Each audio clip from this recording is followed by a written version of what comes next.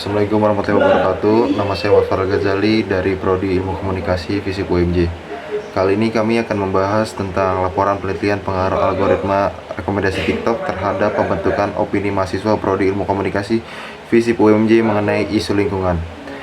Nah, di tahapan pertama ini, perkembangan media sosial tuh khususnya di TikTok dengan fitur FYP telah menggeser pola konsumsi informasi di kalangan mahasiswa. Nah, penelitian ini tuh berfokus pada bagaimana algoritma rekomendasi TikTok mempengaruhi pembentukan opini mahasiswa ilmu komunikasi Fisip UMJ mengenai dengan isu lingkungan. Terus di sini adalah penelitian ini tuh menggunakan teori konstruksi sosial atas realitas untuk melihat bagaimana media sosial menjadi agen yang mengkonstruksi realitas baru bagi penggunanya.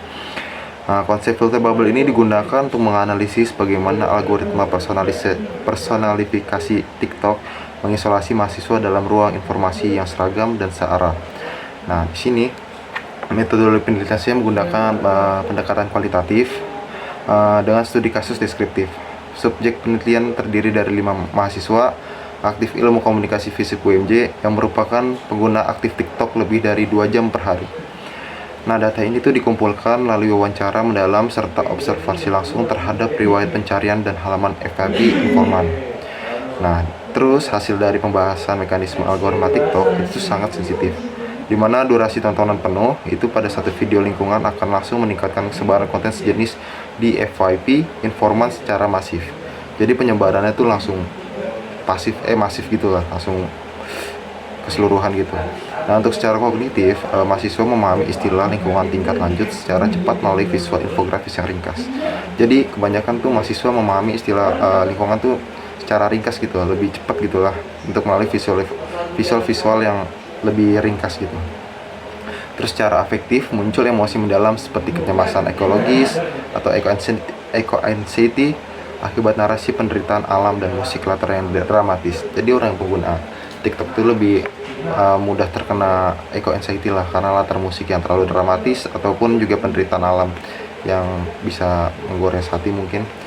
Nah, terus secara konatif, mahasiswa melakukan aksi nyata di kampus seperti membawa tumbler, menolak sedotan plastik, dan memilah sampah pribadi dengan guna untuk mengurangi sampah-sampah plastik di luar sana. Karena sampah plastik itu kan tergolong susah diurai, jadi kita harus mengurangi sampah plastik agar sampah plastik tidak makin beredar dan makin baguslah lingkungan kita nanti.